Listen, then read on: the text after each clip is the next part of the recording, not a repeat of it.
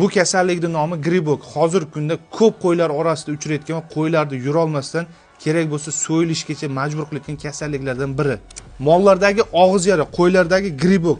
Shu kasalliklarga juda ko'pchilik insonlar benzin, solyarka qilib har xil noto'g'ri yo'nalishlardan foydalanyapti. Buni to'g'ri yuvish yo'li esa oddiy medni kuparos suvga foizni to'g'ri tayyorlansa agar zo'r natija beradi. Buni tayyorlash yo'li 10 litr suvga 300 grammdan 500 grammgacha bo'lgan hajmda qo'shilsa agar yaxshi samara beradi. Buni dozasini ko'tarib olsa agar o'yib yuborish holatlari ham kuzatiladi. Oyoq orasini mana shunday qilib turib, medni kuparosli suv bilan yaxshilab yuvib tozalanadi. Xuddi mana shunday qilib yuvib tozalab olgandan so'ng tuyoq orasiga spreylardan Max Spray yaxshilab sepiladi. Organizmda infeksiya va yallig'lanishni to'xtatish uchun oksitetratsiklin hamda dastimdan muskul orasiga bir marta inyeksiya qilinadi. Zarurat tug'ilganda esa 3 sutkadan keyin qayta qilinsa, hayvon kasalligidan butkul chiqadi.